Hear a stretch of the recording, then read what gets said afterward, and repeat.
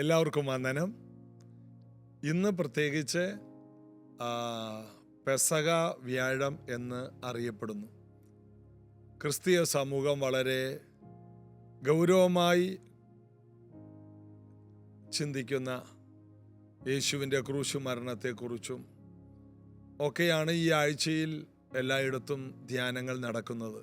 എന്താണ് പെസഹ? അതിൽ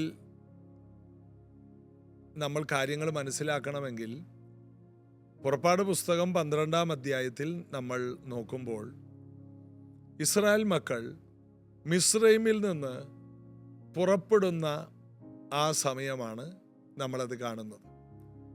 പുറപ്പാട് പുസ്തകം 12-1 മുതൽ വായിക്കുമ്പോൾ യഹോവ മോശയോടും അഹരോനോടും മിസ്രൈം ദേശത്ത് വെച്ച് അരുളി ചെയ്തത് എന്തെന്നാൽ, ഈ മാസം നിങ്ങൾക്ക് മാസങ്ങളുടെ ആരംഭമായി ആണ്ടിൽ 1-ാം മാസം ആയിരിക്കണം. നിങ്ങൾ ഇവിടെ നിന്ന് പുറപ്പെടാൻ പോവുകയാണ്. നിങ്ങളുടെ സമയമായി നിങ്ങൾക്കൊരു വലിയ പുറപ്പാട് ലഭിക്കാൻ പോവുകയാണ്. അതുകൊണ്ട് നിങ്ങളുടെ മാസം, ഈ മാസം എന്തായാലും 6-ാം മാസമായാലും 7-ാം മാസമായാലും ഇന്ന് നിങ്ങൾ പുറപ്പെടുന്നത് കൊണ്ട് ഈ മാസത്തെ നിങ്ങളുടെ 1-ാം മാസമാക്കി 1 എന്ന് ആബീബ് മാസത്തിൽ തുടങ്ങണം. നിങ്ങൾക്ക് ഒരു പുതിയ കലണ്ടർ ഞാൻ തരികയാണ്. നിങ്ങൾക്കൊരു ന്യൂ ബിഗിനിങ്, ഒരു പുതിയ തുടക്കം തരികയാണ്. അതാണ് പെസഹയിൽ ആദ്യം സംഭവിച്ചത്. ജീവിതത്തിൽ 1 എന്ന് അവരുടെ ജീവിതം ആരംഭിക്കുകയാണ്. അതുവരെയും അവരുടെ ജീവിതം 400-ലധികം വർഷം അടിമത്തത്തിലായിരുന്നു.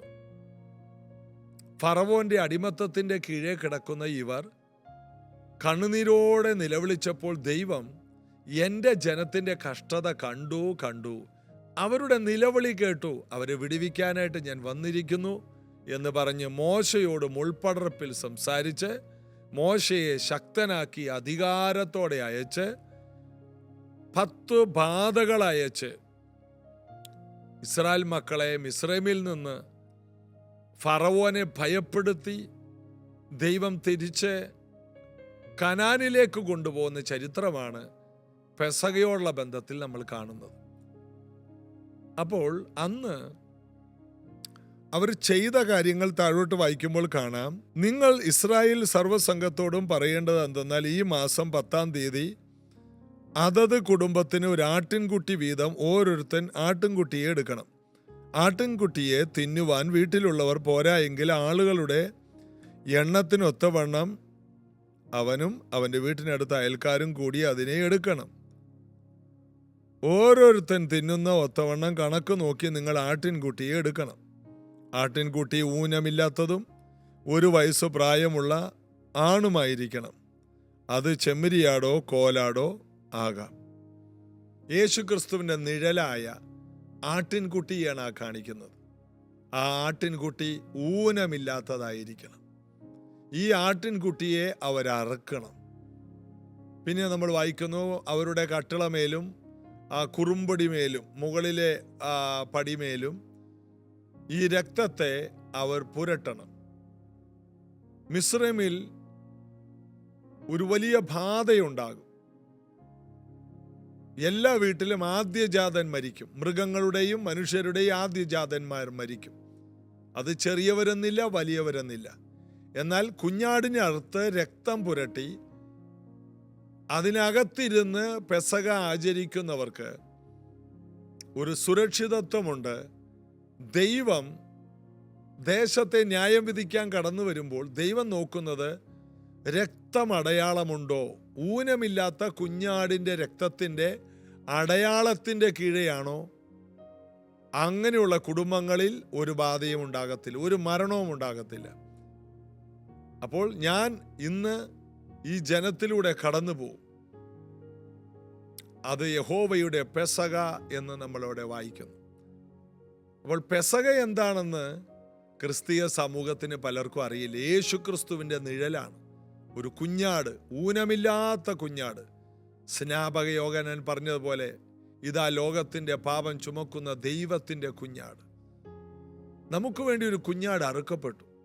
ആ കുഞ്ഞാടിൻ്റെ രക്തമാണ് നമ്മെ, നമ്മുടെ ഭവനത്തെ മരണം, അനർത്ഥം ഒന്നും വരാതെ കാത്ത് സമൃദ്ധിയും സന്തോഷവുമുള്ളവരാക്കി മാറ്റിയത്.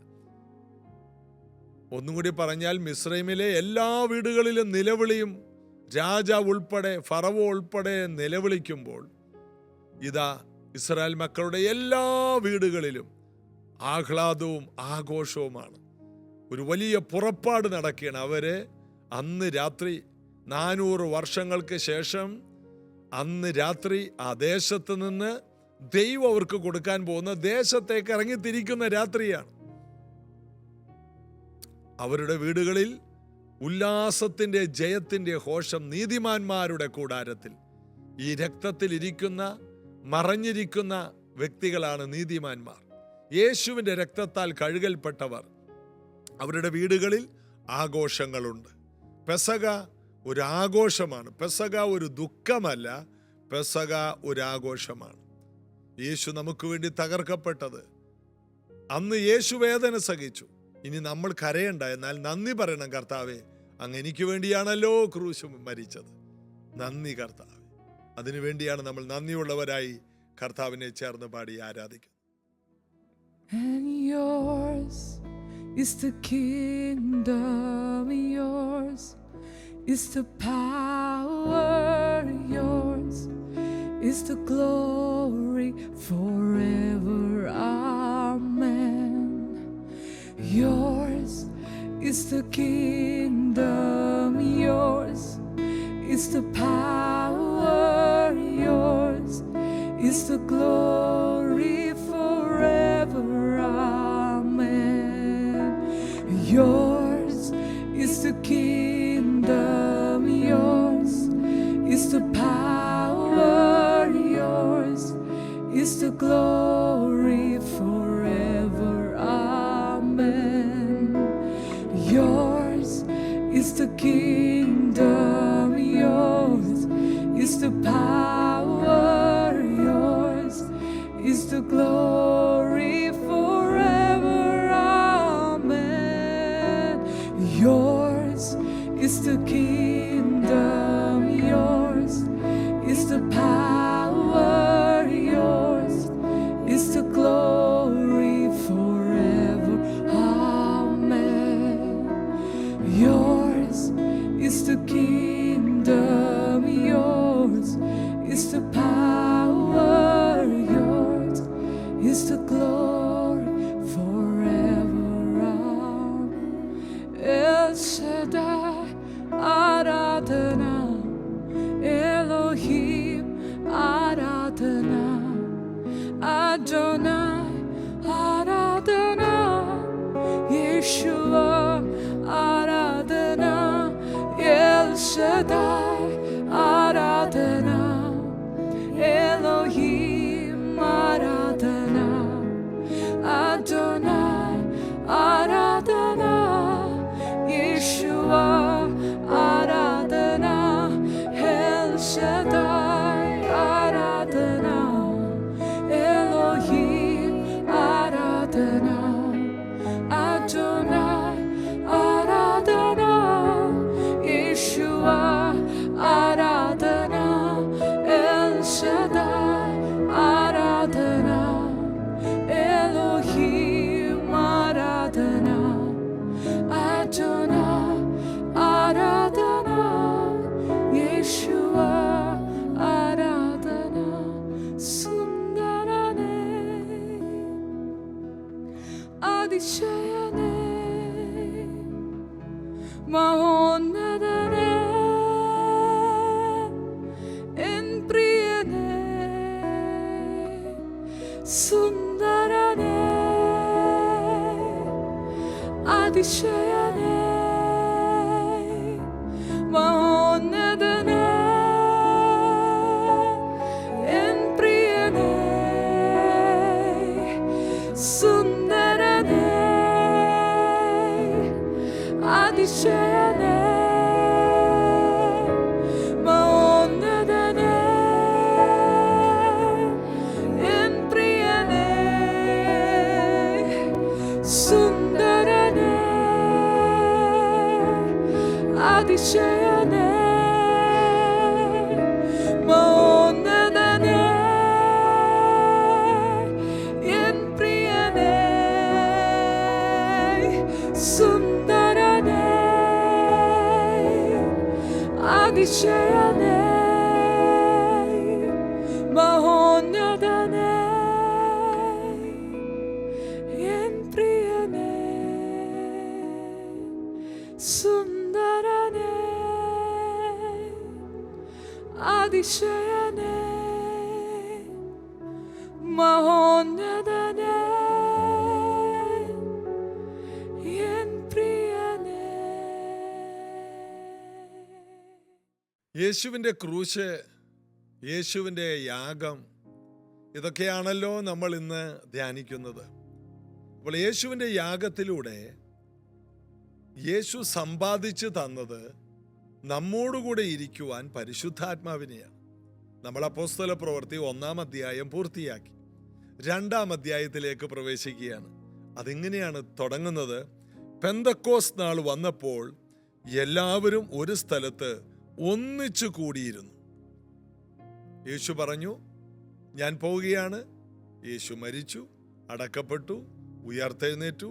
40ഓളം ദിവസങ്ങൾ ശിഷ്യന്മാർക്കും മറ്റുള്ളവർക്കും പ്രത്യക്ഷനായി താൻ ജീവിച്ചിരിക്കുന്നു എന്ന് തൻ്റെ മുറിവുകളെയെല്ലാം കാണിച്ചു കൊടുത്ത്, അവർക്ക് ഉപദേശം കൊടുത്ത്, അവർക്ക് അധികാരം കൊടുത്ത്, എൻ്റെ പിതാവിനോട് കേട്ട വാഗ്ദത്തത്തിനായിട്ട് നിങ്ങൾ കാത്തിരിക്കണമെന്ന് പറഞ്ഞ്, നിങ്ങൾ ഗലീലക്കാരെ നിങ്ങൾ പോകരുത്, നിങ്ങൾ യെരുശലേമിൽ തന്നെ ഇരിക്കണം. പരിശുദ്ധാത്മാവ് യെരുശലേമിലാണ് വരുന്നത്. അതെവിടെയാണ്? നിങ്ങൾ എവിടെ ഇരിക്കുന്നു അവിടെ വരും. ഇന്ന സ്ഥലത്തല്ല പരിശുദ്ധാത്മാവ് വരുന്നത്, നിങ്ങൾ ഒരുമിച്ചിരിക്കുന്നിടത്ത്. പെന്തക്കോസ്ത് നാൾ വന്നപ്പോൾ അവരെല്ലാവരും ഒരു സ്ഥലത്ത് ഒരുമിച്ചിരുന്നു. അവർ കാത്തിരുന്നു. കർത്താവിനെ വിശ്വസിച്ചു. അവർ കർത്താവിൻ്റെ ആത്മാവിനെ വളരെ പ്രതീക്ഷയോടെ കാത്തിരുന്നു. അവർ വളരെ കൊതിയോടെ ഒരുങ്ങി കാത്തിരുന്നു. അവർ 11 പേരായി കുറഞ്ഞുപോയി യൂദ മരിച്ചതുകൊണ്ട്. അതുകൊണ്ട് ഒരാളെയും കൂടി സെലക്ട് ചെയ്ത് മത്തിയാസിന് ചീട്ട് വീണു. അങ്ങനെ 12 പേരുടെ കൂട്ടത്തിൽ എണ്ണി ക്രമീകരണങ്ങൾ വരുത്തി അവർ പ്രാർത്ഥനയോടെ 10 ദിവസമായിട്ടിരിക്കുകയാണ്. അവർ കാത്തിരിക്കുകയാണ്, വാഗ്ദത്തം വിശ്വസിച്ചുകൊണ്ടിരിക്കുകയാണ്. അവരങ്ങനെ ഇരിക്കുമ്പോഴാണ് പരിശുദ്ധാത്മാവിൻ്റെ പ്രവൃത്തി ഉണ്ടായത്. അങ്ങനെ അവിടെ നമ്മൾ വായിച്ചത്, പെന്തക്കോസ്ത് നാൾ വന്നപ്പോൾ എല്ലാവരും ഒരു സ്ഥലത്ത് ഒന്നിച്ചു കൂടിയിരുന്നു. പെന്തക്കോസ്ത് നാളിൽ എല്ലാവരും ഒരു പെരുന്നാളിൻ്റെ തിരക്കിലാണ്. ആ തിരക്ക് ഭയങ്കരമായിട്ട് നടക്കുമ്പോൾ ആ തിരക്കിലൊന്നും ഇവരെ ഇടപെട്ടില്ല. യഹൂദന്മാരുടെ പെരുന്നാൾ തിരക്കിലൊന്നും ഇവരില്ല. ഇവരെല്ലാം ഒരു സ്ഥലത്താണ്. ഇവർക്ക് മാറ്റിവെക്കാൻ കഴിയുന്നതല്ല പെന്തക്കോസ്ത് പെരുന്നാൾ. ആ പെരുന്നാളിലേക്ക് എങ്ങും അവർ പോയില്ല. ആ പെന്തക്കോസ്ത് നാൾ വന്നപ്പോഴും അവരിൽ ഒരാൾ പോലും എണ്ണം കുറയാതെ 120 പേര് ആ മാളിക മുറിയിൽ 10 ദിവസമായി കർത്താവ് പറഞ്ഞതുപോലെ ഒരുമിച്ച് കാത്തിരിക്കുകയായിരുന്നു. ഒരു കുടുംബം മൊത്തം കർത്താവിൻ്റെ സന്നിധിയിൽ കാത്തിരിക്കുകയാണെങ്കിൽ ആ കുടുംബത്തിലേക്ക് ഇറങ്ങുന്ന ദൈവകൃപ ചെറുതൊന്നുമല്ല. ഒരു സഭ ഒറ്റക്കെട്ടായി ഒരുമിച്ച് കാത്തിരുന്നാൽ ആ സഭയിലേക്ക് ഇറങ്ങുന്ന ദൈവകൃപ ഒട്ടും കുറവല്ല. അതുകൊണ്ടാണ് ഒരു ഉപവാസ പ്രാർത്ഥനയുണ്ടെങ്കിൽ എല്ലാവരും ഒരുമിച്ച് കൂടുമ്പോൾ അവിടെ ചിലതൊക്കെ സംഭവിക്കും. ഒരുമിച്ച് കൂടുമ്പോൾ ബാബേൽ കോട്ട പണിയാൻ അവർ ദൈവത്തിന് വിരോധമായി ഒരുമിച്ച് കൂടി. അപ്പോൾ ദൈവം ഇറങ്ങി വന്നപ്പോൾ അവരുടെ പണി നോക്കി എന്നാണ് ഉൽപ്പത്തി പുസ്തകം 11-ാം അധ്യായത്തിൽ ദൈവം പറയുകയാണ്, ഇതും അവർ ചെയ്തു വരുന്നു. അവർക്കൊന്നും അസാധ്യമല്ല. സ്വർഗത്തോളം എത്തുന്ന ഒരു കോട്ട പണിയാണ്. ആകാശത്തിന്റെ മുകളിൽ കയറുന്ന ഒരു കോട്ടയായിരിക്കണം. ഭൂമിയിൽ എങ്ങും ചെതറിപ്പോകരുത്. പാർക്കുന്നവരെല്ലാം മുകളിലോട്ട് കയറി നിന്നാൽ മതി. കർത്താവ് പറഞ്ഞു, നിങ്ങൾ സന്താന പുഷ്ടിയുള്ളവരായി പെരുകി ഭൂമിയിൽ നിറയണം. എന്നിട്ട് ഭൂമിയുടെ എല്ലാ ഭാഗത്തും വ്യത്യസ്തമായ മരങ്ങളും വ്യത്യസ്തമായ ജീവജാലങ്ങളെയും വ്യത്യസ്തമായ പഴങ്ങളെയും വ്യത്യസ്തമായ ഭക്ഷണങ്ങളെയും ദൈവം കരുതി വെച്ചു. എന്നാൽ ഇവർ പറയാൻ നമുക്ക് എങ്ങും പോകണ്ട. ദൈവം ഒരുമിച്ച് പിതാവും പുത്രനും പരിശുദ്ധാത്മാ പറഞ്ഞു, ഇതും അവർ ചെയ്യാൻ തുടങ്ങുന്നു. അതുകൊണ്ട് വരിക, നമുക്ക് ഒരുമിച്ച് അവരുടെ പണിയെ ഇല്ലാതെയാക്കാം. ദൈവം എന്ത് ചെയ്തു? അവരുടെ പണിയെ സ്റ്റേ ചെയ്യാൻ ഭാഷയെ മാറ്റിക്കളഞ്ഞു, ഭാഷയെ കലക്കി. ഒരൊറ്റക്കെട്ടായി നിന്നപ്പോൾ അവർക്ക് ഒരു ഭാഷയായിരുന്നു. ആ ഒരു ഭാഷ അവർക്ക് വലിയ ജയം കൊടുത്തു. അവരുടെ യൂണിറ്റി ഭയങ്കരമായിരുന്നു. അങ്ങനെ പരിശുദ്ധാത്മാവ് അവിടെ സംസാരിക്കുന്നുണ്ട്. ദൈവവും പരിശുദ്ധാത്മാവും പുത്രനും എന്താണ്? ഇവരെ ഭൂമിയിലെങ്ങും ചിതറിച്ച് കളയണം. എന്താണ് ഇവരെക്കുറിച്ചുള്ള നമ്മുടെ ഹിതം? അതാണ്. ഇവരെ ചിതറിക്കണമെങ്കിൽ എന്ത് വേണം? ഇവരെ എല്ലാം വ്യത്യസ്ത ഭാഷക്കാരാക്കണം. അങ്ങനെ അന്ന് ദൈവം അവരുടെ ഭാഷയെ കലക്കിക്കളഞ്ഞു. കലക്കുക എന്ന് പറഞ്ഞാൽ ഒരു വീട്ടിൽ ഒരപ്പനും അമ്മയും കുഞ്ഞുങ്ങളും പറയുന്നത് ഒരു ഭാഷ, അല്ലാതെ അപ്പനൊരു ഭാഷ, ഭാര്യ ഒരു ഭാഷ, പിള്ളേർ വേറെ ഭാഷയാണെങ്കിൽ ആ വീട് ചിതറിപ്പോവും. ദൈവം അവിടെ കാര്യങ്ങൾ ചെയ്തു. കുറച്ച് ഫാമിലിക്ക് ഒരു ഭാഷ കൊടുത്തു, വേറെ കുറച്ച് ഫാമിലിക്ക് വേറെ ഭാഷ കൊടുത്തു, വേറെ കുറച്ച് ഫാമിലിക്ക് വേറെ ഭാഷ കൊടുത്തു. ഒരു കൂട്ടർക്ക് ജർമ്മൻ ഭാഷ കൊടുത്തു, വേറൊരു കൂട്ടർക്ക് ഇറ്റലിയിലെ ഭാഷ കൊടുത്തു, വേറൊരു കൂട്ടര് സ്പാനിഷ് സംസാരിക്കാൻ തുടങ്ങി, വേറൊരു കൂട്ടര് മലയാളം, ഹിന്ദി, ഇംഗ്ലീഷ്, ഇങ്ങനെ വേറെ വേറെ വേറെ കൂട്ടർ സംസാരിക്കാൻ തുടങ്ങി. അങ്ങനെ ഇവർക്ക് തമ്മിലുള്ള ആശയവിനിമയം ഒക്കാതെയായി. ഇവർ തമ്മിൽ പിരിയേണ്ടി വന്നു. കാരണം ഭാഷ ഒരു വിഷയമാണ്. ഭാഷയ്ക്കകത്ത് സംസ്കാരമുണ്ട്. ഭാഷയിലൂടെ മാത്രമേ ബന്ധങ്ങൾ നിലനിർത്താൻ കഴിയൂ. അങ്ങനെ അവർക്ക് തമ്മിൽ സംസാരിക്കാൻ കഴിയാതെ വന്നപ്പോൾ പദ്ധതികൾ, അവരുടെ ദൈവികമല്ലാത്ത പദ്ധതികൾ പൊളിഞ്ഞുപോയി. അപ്പോൾ ദൈവത്തെ കൂടാത്ത ഒരു പണി അവിടെ പിശാച് ചെയ്യിച്ചു. ഭാഷ ഇറങ്ങി വന്നപ്പോൾ പിശാചിന്റെ പണി പൊളിഞ്ഞുപോയി. അതാണ് നമ്മൾ അവിടെ കാണുന്നത്. ഭാഷ ഇറങ്ങി വന്നപ്പോൾ പിശാചിന്റെ പണി പൊളിഞ്ഞുപോയി. പിന്നീട് നമ്മൾ കാണുന്നുണ്ട്, ഭാഷ എവിടെയെല്ലാം വന്നിട്ടുണ്ടോ അവിടെയെല്ലാം വലിയ പണി കിട്ടിയിട്ടുണ്ട്. ദാനിയേൽ പ്രവചനത്തിൽ ഒരു രാജാവ്, എനിക്ക് തോന്നുന്നു ബെൽഷസർ ആയിരിക്കും, ആ രാജാവ് ദൈവത്തിന്റെ ആലയത്തിലെ പൊൻവെള്ളി പാത്രങ്ങളിൽ കള്ളു കുടിച്ചു.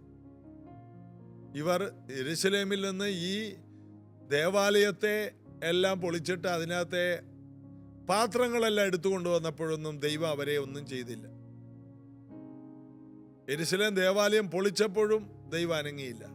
എന്നാൽ ദേവാലയത്തിലെ പാത്രം കുറെ കാലത്തേക്ക് ഭദ്രമായി വെക്കാനാണ് ബാബിലോണിയരുടെ കയ്യിൽ കൊടുത്തത്. എന്നാൽ അതിനകത്ത് ചില പാത്രങ്ങൾ എടുത്ത് രാജാവിന്റെ കൂടെയുള്ളവരും വലിയ ഒരു വിരുന്നിൽ മദ്യം വിളമ്പിയപ്പോൾ, അന്ന് രാത്രി രാജാവ് വീഞ്ഞു കുടിച്ചുകൊണ്ടിരിക്കുമ്പോൾ മതിലിന്റെ നേരെ ഒരു വലിയ എഴുത്ത് കണ്ടു. അത് വായിക്കാൻ ആർക്കും കഴിഞ്ഞില്ല. രാജാവിന്റെ ഏപ്പ് ആടിപ്പോയെന്നാണ് അവിടെ എഴുതി. ഭയന്നുപോയി. മതിലൊരു എഴുത്ത് വന്നിരിക്കുന്നു. നമ്മുടെ വീടിന്റെ ഭിത്തിയിൽ പെട്ടെന്ന് ഒരു കൈയെഴുത്ത് വന്നു കഴിഞ്ഞാൽ എന്ത് ചെയ്യും? ഒരു കൈപ്പത്തി വന്നിട്ട് ഒരു കാര്യം എഴുതുകയാണ്. ആരാ പേടിക്കാത്തെ? ഇത് ഏത് ഭാഷയാണെന്ന് ആർക്കും അറിയില്ല. ഇത് വ്യാഖ്യാനിക്കാൻ ഭൂമിയിൽ ആരുമില്ല. എന്നാൽ ദൈവാത്മാവുള്ള വിശുദ്ധ ദേവന്മാരുടെ ആത്മാവെന്നാണ് ദാനിയേലിന് പറയുന്നത്. ആത്മാവുള്ള ദാനിയേലിനെ വിളിച്ചു. ദാനിയേൽ കൃത്യമായിട്ട് അത് വായിച്ചു. എന്താണ്? മെനെ മെനെ തെക്കേ ലൂഫർസീൻ, ദൈവം നിന്റെ രാജത്വം എണ്ണി മേദ്യർക്കും പാർസികൾക്കുമായി വിഭജിച്ചിരിക്കുന്നു, നിന്റെ പരിപാടി തീർന്നു.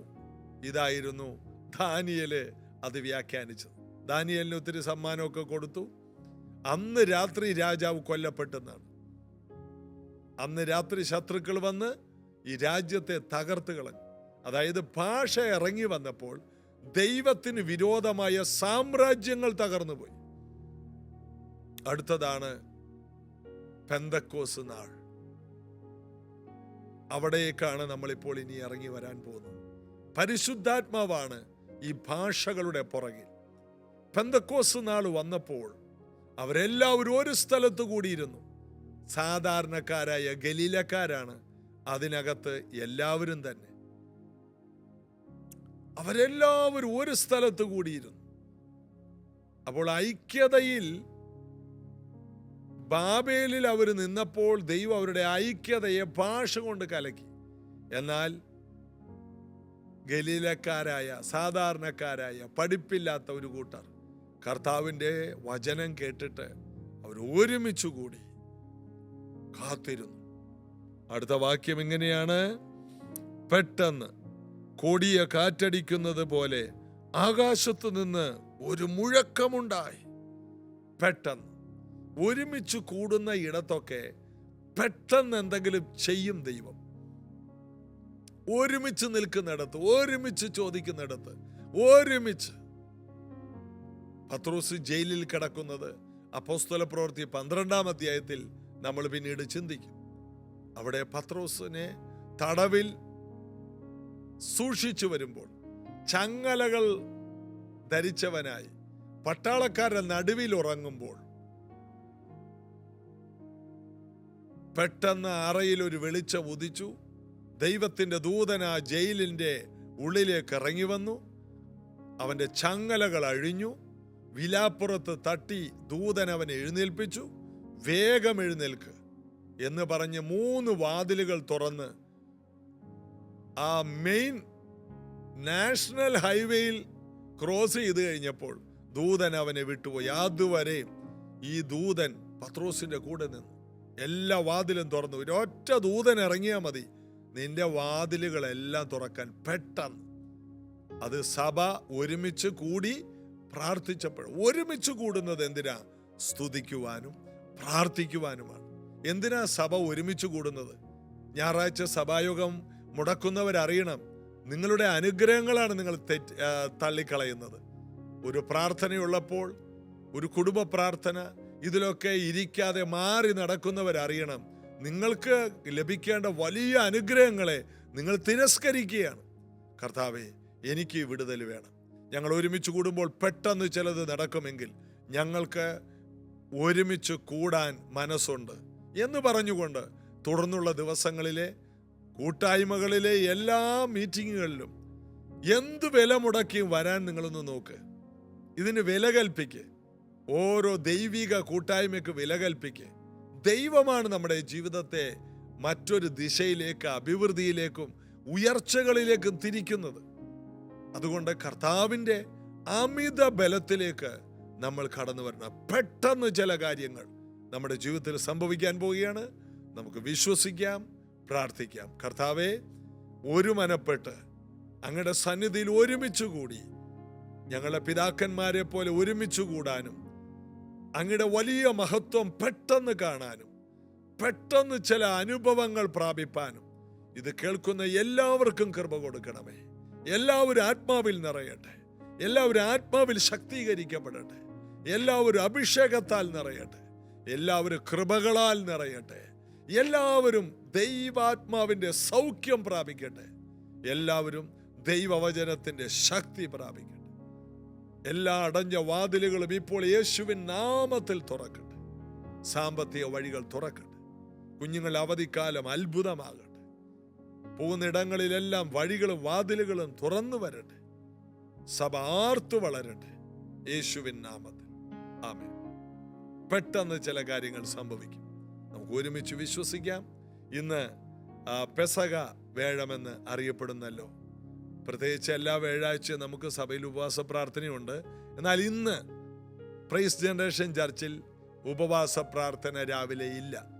കാരണം നാളെ ദുഃഖ വെള്ളിയാഴ്ച എന്ന് ലോകം മുഴുവൻ പറയുന്ന ആ ദിവസം ഒരു സ്പെഷ്യൽ മീറ്റിംഗ് ആയിട്ട് നമ്മുടെ പ്രൈസ് ജനറേഷൻ ചർച്ചിന്റെ മെയിൻ ഹാളിൽ ഒരു സ്പെഷ്യൽ പ്രാർത്ഥന നടത്തുന്നു. ശക്തനായ ഒരു ദൈവദാസൻ നമ്മുടെ പ്രാർത്ഥനയിലുണ്ട്. പാസ്റ്റർ ബെഞ്ചി എന്ന ദൈവദാസൻ നമ്മോടുകൂടെയുണ്ട്. ഒരു പ്രോഫറ്റാണ്, അനുഗ്രഹിക്കപ്പെട്ട ദൈവദാസനാണ്. എല്ലാവരും കടന്നു വരിക. അപ്പോൾ നാളത്തെ മീറ്റിംഗ് ആരും നഷ്ടപ്പെടുത്തരുത്. നാളെ വെള്ളിയാഴ്ച രാവിലെ 10:30 പ്രാർത്ഥനയിൽ നിങ്ങളെല്ലാവരും ഉണ്ടായിരിക്കുമല്ലോ. ഒരുമിച്ച് കർത്താവിൻ്റെ നാമത്തെ ഉയർത്താം. നാളെ ഇതേ സമയത്ത് നമുക്ക് ജീസസ് എവരിഡേയായി ഒരുമിച്ച് കൂടാം. God bless you.